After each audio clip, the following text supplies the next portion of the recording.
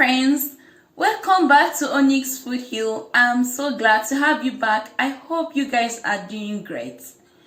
In today's video, I'm going to be showing you how to make cornbread.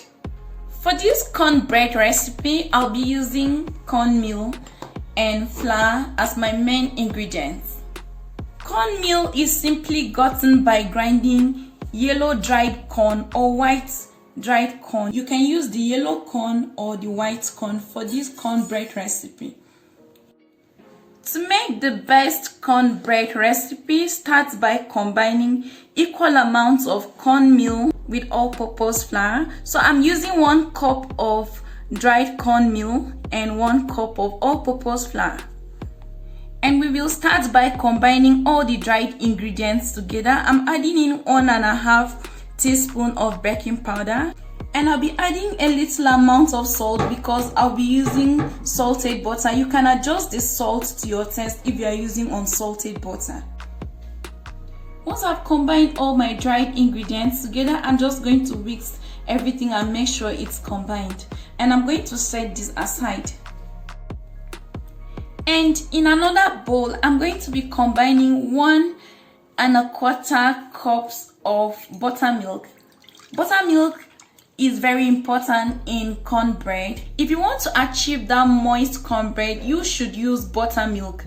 However, you can use whole milk or any regular milk of your choice. And I'll go in with 1/4 cup of brown sugar. Brown sugar gives flavor to our cornbread. And 3 tablespoons of melted butter. This also contributes the flavor of our cornbread. And I'll be using 2 small eggs for this cornbread recipe. You can use 1 large egg. And I'll just whisk everything and make sure it's combined. Once I'm done mixing this, I'll bring back the dried ingredients. So I'm just going to create a little well in the middle and then bring the wet ingredients into it. I just add a little at a time and then fold in all the ingredients together.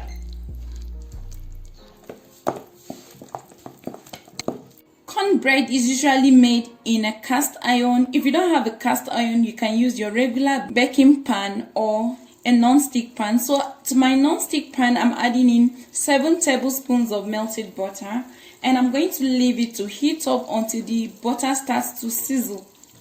Once your butter is piping hot, take it out of the fire and immediately transfer the cornbread batter into it.